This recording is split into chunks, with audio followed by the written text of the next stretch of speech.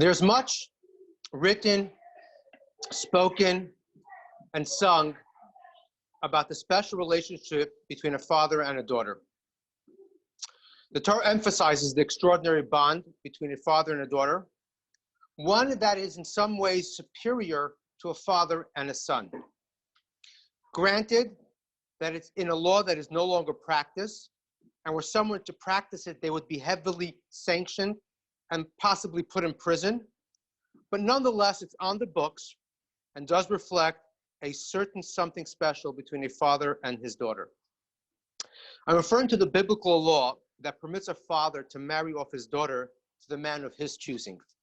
That right expires on the day of her bas mitzvah when she turns 12.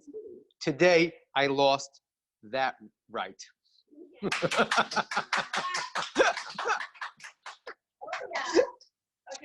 We have this special bond. Like every relationship, even the most natural ones, they must be cultivated. And we nurtured it over many, many hours. It grew during the hundreds of hours we spent together since you were 7 or 8 years old, when we began studying together, first Mishnah for 3 years, and then Sefer HaChinuch the last 10 months. We bonded when we studied various types of prohibited relationships that Mommy, when passing, interrupted us with a gasp, explaining with a combination of excitement and bewilderment, I didn't know about this stuff until I was preparing to get married. And we'd simply look at each other and smile, saying to each other with our eyes, what's the big deal? We bonded when we were both exhausted after a long day, but knowing that we had a quota to complete. We'd hunker down for an hour and study, by the end of which we were both elated from what we just learned. We bonded when you asked me a question that made me pause for a while to think deeply and either offer an answer or simply reply, I don't know. Or when we would discuss an intricate debate between the Rambam Maimonides, and the Ramban Nachmanides, or what distinguishes between a biblical law and a rabbinic law. But let me tell you when I fell in love with you. When we were sitting around the dinner table and we were discussing with Mommy about learning Sefer HaChinuch, and with your crooked little smile and a light laugh, you said that you find it funny that I translate the word b'ni, used by the author of the Sefer HaChinuch in reference to his son. He was preparing for his bar mitzvah. I would translate it as my child instead of my son. And you tell me, you knew all this time that I was mistranslating the male reference to make it applicable to you. And I don't really need to do it since you're not troubled by it.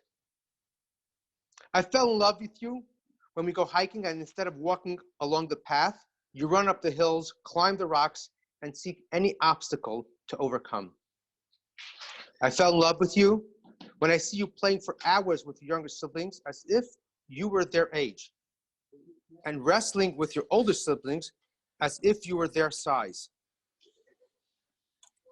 I fell in love with you when you sit on the side as I have long conversations with students about Judaism and life, and then on a later date, you repeat to me the content of the conversations.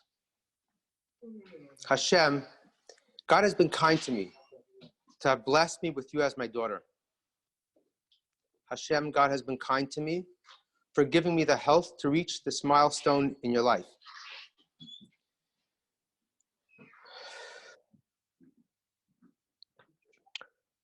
Hashem, God has been kind to me for giving us the opportunities to bond, and we have been kind to each other for taking advantage of these opportunities.